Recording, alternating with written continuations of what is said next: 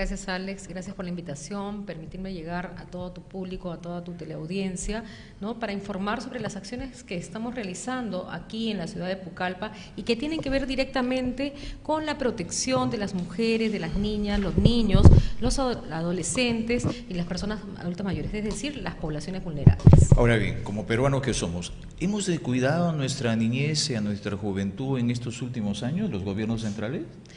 Mira, nosotros tenemos un firme propósito, que es trabajar con todos los niveles de gobierno, porque hay responsabilidades en todos los niveles de gobierno y muchas veces los gobiernos locales y regionales no tienen ni siquiera conocimiento de cuáles son sus funciones y responsabilidades en este gran sistema de protección y de atención hacia los niños, niñas, mujeres, personas adultas mayores.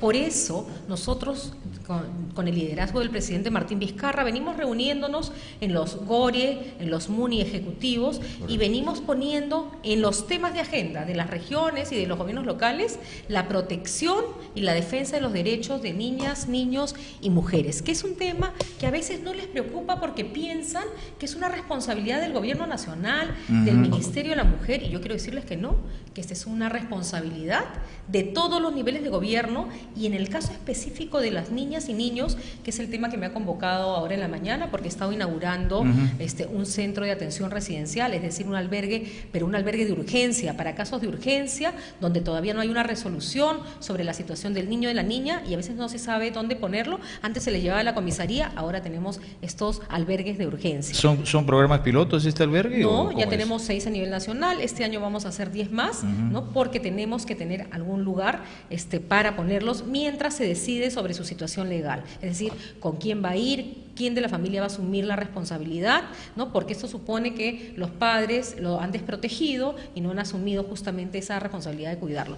Y por eso es que es tan importante trabajar desde los alcaldes y los municipios, porque la norma que fue aprobada, el reglamento fue aprobado en febrero del año pasado, establece la responsabilidad directa de los municipios a través de las defensorías municipales, las DEMUNAS, de brindar las medidas de protección ante cualquier situación de riesgo del niño y la niña. Es decir, si la DEMUNA no interviene, ese riesgo se puede convertir en violación de derechos.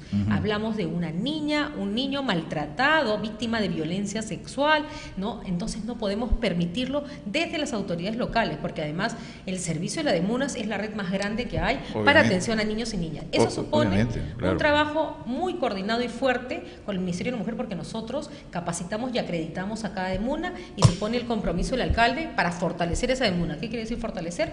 Más personal, la capacitación, la infraestructura para poder atender a las personas. ¿Cómo es? ¿Es un convenio tripartito?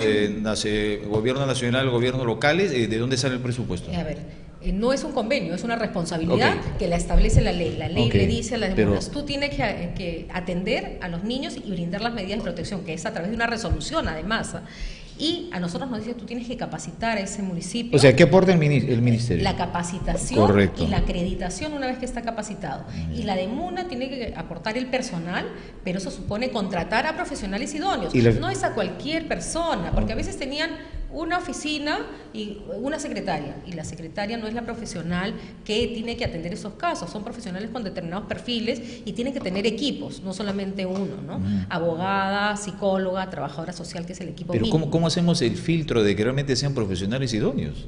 Justamente, las convocatorias y los perfiles, y nosotros en esta capacitación que le damos a los gobiernos locales, justamente les establecemos cuáles deben ser los perfiles idóneos para hacer esta función. Nosotros la venimos haciendo a través de las unidades de protección especial, que a los casos más graves nosotros intervenimos con medidas de protección, y nosotros tenemos personales con determinado perfil que es el mismo que se requiere en la DEMUNA. ¿Pero ya hay resultados, avances de estos albergues, o es muy prematuro conversar? Esto es a nivel de DEMUNAS, y estos centros de atención residencial tenemos 6, estamos inaugurando acá uno que se terminó de implementar en diciembre, está empezando a funcionar ahora, pero este año vamos a implementar 10 más a nivel nacional. Digamos, es una implementación progresiva porque se vio la necesidad, sobre todo, por ejemplo, en zonas de frontera. en la ciudad de Tumbes. Nosotros empezamos con el primero porque llegaban muchos niños y hijos e hijas de migrantes venezolanos, pero llegaban solos porque los padres ya habían llegado antes o los familiares ya habían llegado antes. Entonces, mientras entraban y no había ningún adulto que se hiciera responsable, nosotros no los podíamos dejar sueltos que vayan solos.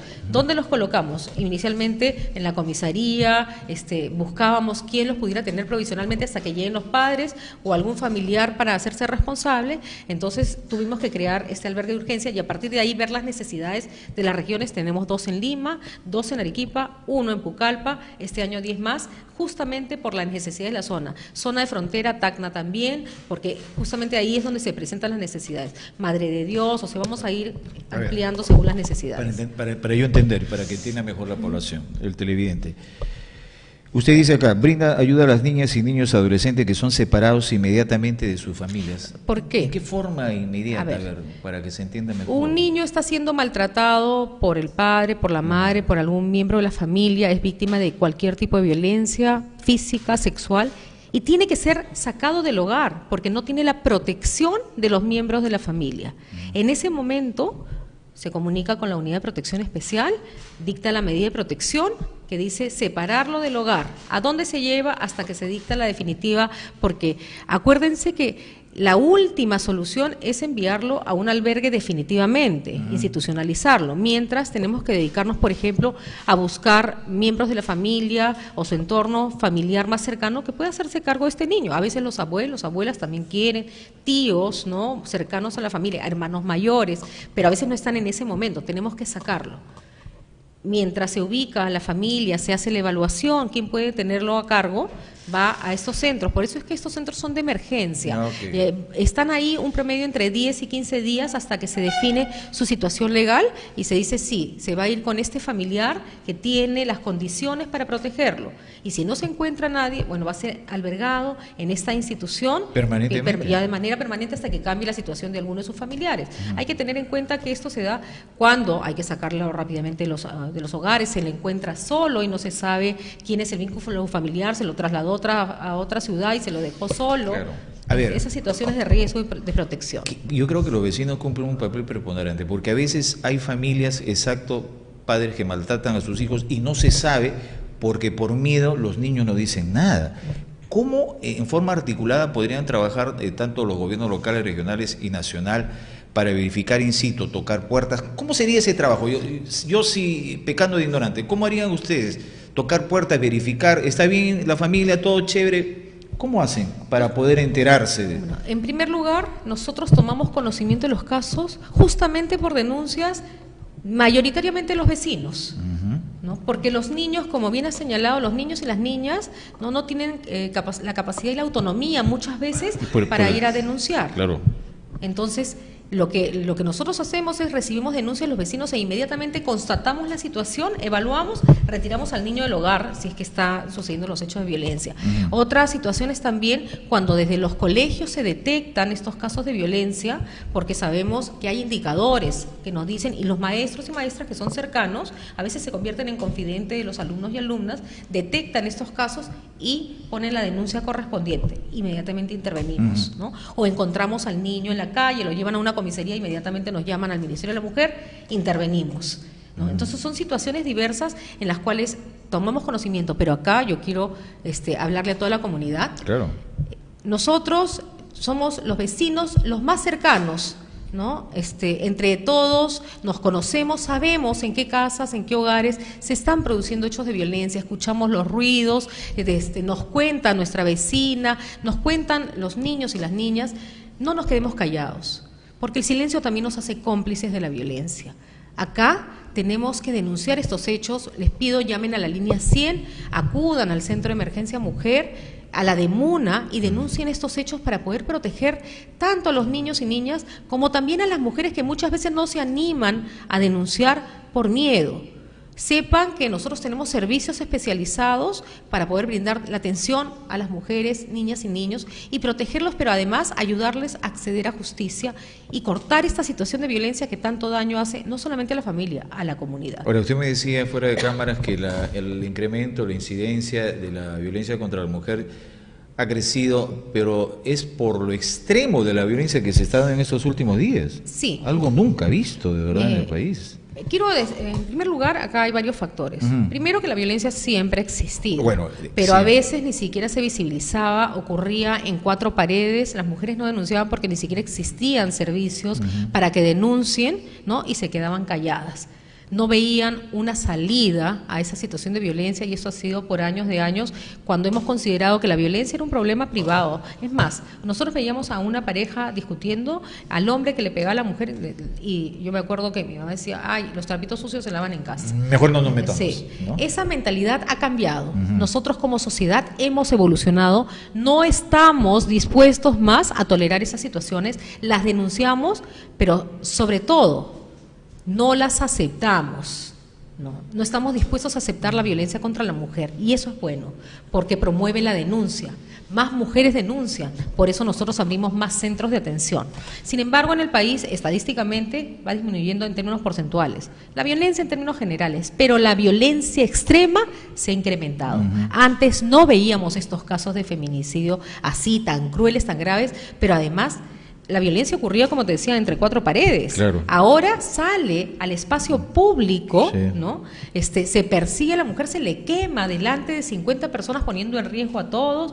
Ustedes han visto ese video en Ecuador. No es un problema solamente en Perú, No, es de toda la región, donde regional se le acuchilla a una mujer enfrente de las cámaras. O sea, esa violencia cruel y extrema. Hemos encontrado una mujer enterrada en un cilindro, sí. ¿no? Entonces, esos son los casos que han aumentado. ¿Y por qué han aumentado?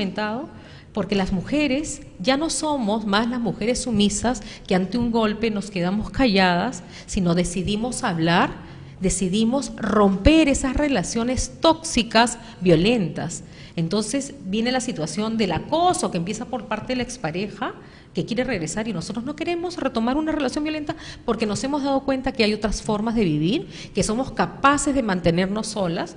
Entonces ahí llega la situación de violencia extrema como una reacción del hombre machista que cree que la mujer es su propiedad. Y por eso es tan importante trabajar justamente en estos patrones culturales como el machismo, como la idea de que la mujer está subordinada al hombre y que es parte de su propiedad, y que el hombre puede disponer de ella hasta disponer de su vida, porque además eso es lo que dicen: si no eres mía, no eres de nadie, tú no te vas a ir con otro, ¿no?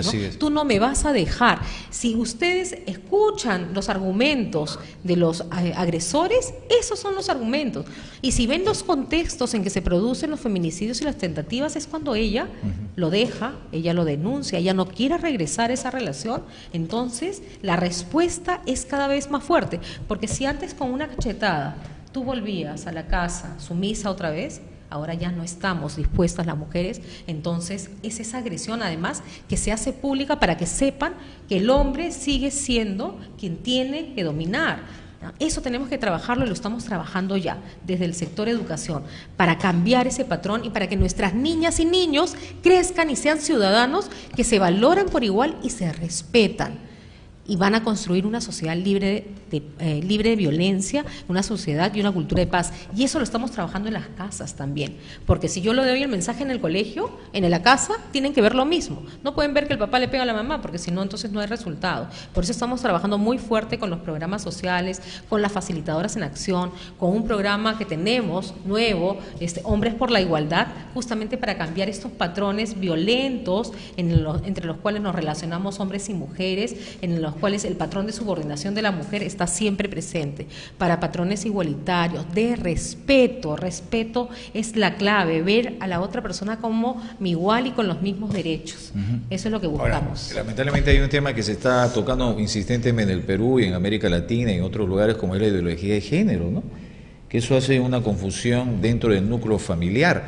Pero no podemos negar, ministra, que el Perú es un país machista, ¿no? Por supuesto que sí. Eso creo que los padres todavía jóvenes, inculcan a los hijos cuál es lo que debe ser un varón, un niño varón, ¿no?